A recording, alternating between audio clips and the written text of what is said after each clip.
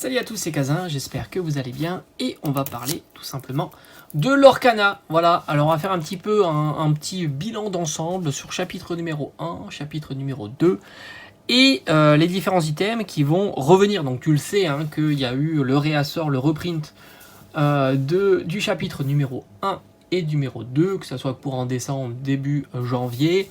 J'ai pas été vérifié vis-à-vis des différentes boutiques indépendantes, mais il serait intéressant, si tu as des boutiques indépendantes près de chez toi, de tout simplement leur passer un petit coup de téléphone s'ils ont des disponibilités ou ils vont avoir des disponibilités. Deuxièmement, les decks du chapitre numéro 1 sont commandables sur certains sites très sérieux et dont leur disponibilité est déjà avérée. Voilà, donc c'est de l'expédition 2 jours après, quoi, tu vois.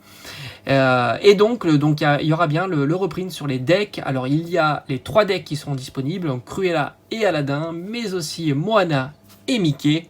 Et enfin Aurore et Simba, et c'est assez marrant parce que ça c'était une information qu'on n'avait pas et pourtant tu t'aperçois qu'il y a de la redisponibilité. Alors est-ce que c'est un reprint ou un réassort, etc. Ça j'en sais rien, mais en tous les cas tu pourras commander les decks qui avaient été pris d'assaut, rappelle-toi, il y a quelques mois maintenant lors de la sortie du chapitre numéro 1, surtout pendant la période boutique plutôt physique, type classique on va dire, Fnac, Micromania et aussi Cultura. C'était pas du tout la même chose pour le chapitre numéro 2, tu t'es aperçu que les boosters sont partis très vite dans les boutiques dites physiques, les displays aussi chez les boutiques indépendantes, mais les decks eux sont restés très longtemps, et d'ailleurs je t'en ai fait une vidéo, les decks tu peux encore les trouver chez différentes boutiques comme Cultura, Fnac ou Micromania. Tu t'aperçois qu'il y a énormément de disponibilité, malgré le fait que le deck soit plus intéressant qu'un deck Pokémon, puisque tu as à l'intérieur un deck préconçu, mais aussi un booster. Et franchement, quand tu as un petit booster pour pouvoir faire varier tes cartes, c'est plutôt très sympa, et tu as la possibilité de mettre la main sur une carte légendaire, super rare, une belle carte foil, et ça c'est pas négligeable du tout. Et malgré tout, à 20 €, les decks ne partent pas. De ce que j'ai constaté, les prix des cartes pour l'instant sont plutôt stables. Le chapitre numéro 2 est moins cher que le chapitre numéro 1 et les cartes légendaires les plus chères tournent autour de 25 €. Alors que dans le chapitre numéro 1, tu as plutôt des cartes, certaines cartes légendaires tournent plutôt aux alentours de 40 à 50 €. Un petit peu comme Aurore, malgré le fait que la disponibilité du chapitre numéro 1 maintenant est avérée, hein, tout simplement.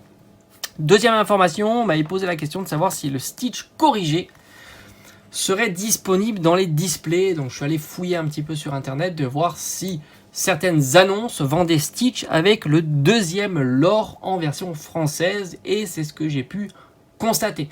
Donc forcément les displays qui vont arriver ou qui sont déjà disponibles, puisque visiblement certains ont déjà eu ces displays là, ont le Stitch avec de l'or, hein. J'ai bien regardé que c'était une photo prise par quelqu'un et non pas une image de la correction. Voilà, tout simplement.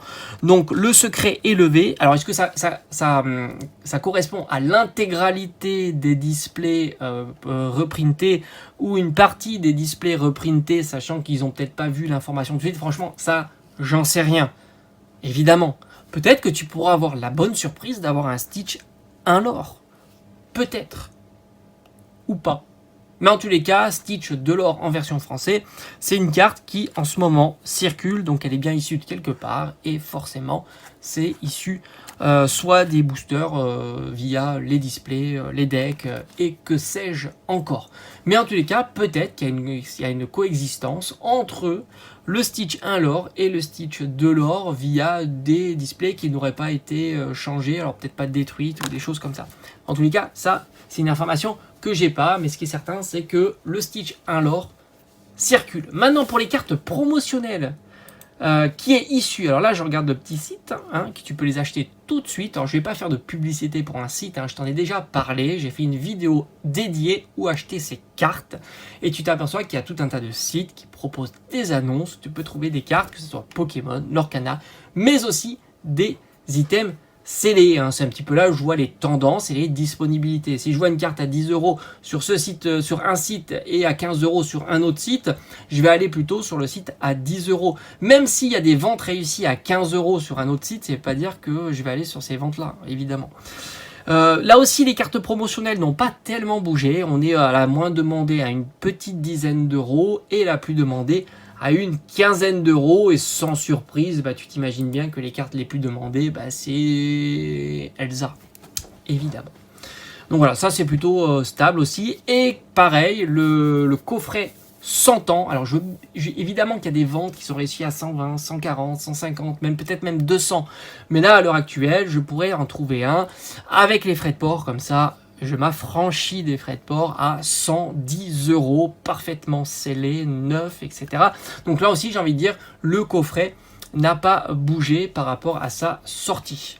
Et on sait très bien, enfin, oui, on le sait, qu'il n'y a pas de reprint sur ce genre de coffret. D'ailleurs, le coffret gift avec les 4 boosters et les jumbo du chapitre numéro 1, il n'y a pas eu de reprint annoncé. J'ai jamais vu, en tous les cas, sur des sites, soit des réservations, soit des précos ou des disponibilités sur ce type d'item.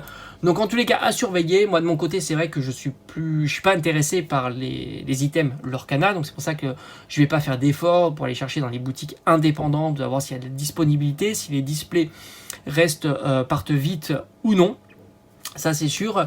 C'est à vous de votre côté, si vous êtes très intéressé à la série, là il faut y aller, hein, c'est un petit peu le moment, parce qu'après le moment il risque de passer. Après, dis-toi que il y aura le chapitre numéro 3 et ainsi de suite. Donc forcément, et puis s'ils s'amusent à faire des reprints des différents chapitres un petit peu tous les 6 mois, chose qui n'est pas impossible non plus, du coup il va falloir suivre tout ça au fil de l'eau. Alors je suis en train de regarder un petit peu le prix d'un display pour le chapitre numéro 1, pour voir un petit peu, on va dire, sur le marché secondaire. Voilà, tu as des dispos à 160, 170 euros, ce qui est plutôt cohérent par rapport au fait qu'il y a de la nouvelle disponibilité, sans compter que la nouvelle disponibilité, si elle passe uniquement par les circuits indépendants, les boutiques indépendantes savent très bien que c'est un item qui se vend relativement bien et ils peuvent augmenter légèrement leur marge. Moi j'ai eu l'impression qu'une display, le prix on va dire standard, c'était 140 euros pour les 24 boosters. J'ai l'impression que c'était le prix standard. Mais là, depuis que les reprints sont annoncés, les prix sont légèrement plutôt 20-30 euros plus haut, tout simplement. Donc chapitre numéro 1, tu as de la disponibilité aux alentours de 170 euros. Et le chapitre numéro 2 doit être certainement moins haut, puisque la demande et les cartes sont moins fortes et on est aux alentours de 150-160 euros. Voilà, tout simplement. Et j'ai l'impression qu'il y a des boutiques indépendantes. Oui, c'est ce que je vois, les quantités sont astronomiques. Ouais, les quantités sont grosses. Hein. Ah ouais, j'avais pas vu qu'il y avait autant de quantités. Donc, tranquille, les prix vont baisser. Surtout sur les cartes, que ça soit légendaires qui tombent assez régulièrement. Et les quantités, mais sont astronomiques. Hein. Alors là, j'étais assez surpris de voir des quantités. Alors comme quoi, les reprints, quand ils y vont pas, comment dire, avec le dos de la cuillère. Hein. Ouais, donc les quantités sont très très grandes. Et sur des sites qui sont plutôt très connus, hein, voilà, hein, c'est des sites qui ont fait leurs preuves, qu'il n'y a pas de souci de fiabilité, en tous les cas. Donc voilà, en tous les cas, Lorcana, je pense que la rareté, en tous les cas, sur les... Je te dis pas sur certains items, qui a l'air plutôt compliqué, mais disons que sur on va dire la rareté des boosters et des displays, c'est en train vraiment de disparaître par le fait des différents reprints successifs. Voilà, tout simplement, on a fait l'état des lieux de Lorcana, chapitre 1 et chapitre 2. Pour l'instant, pas d'emballement, on est plutôt tranquille et serein sur cette série-là.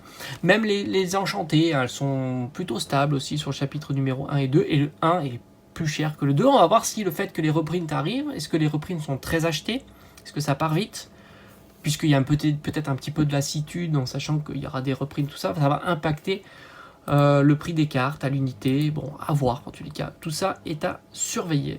On se dit à bientôt comme d'habitude.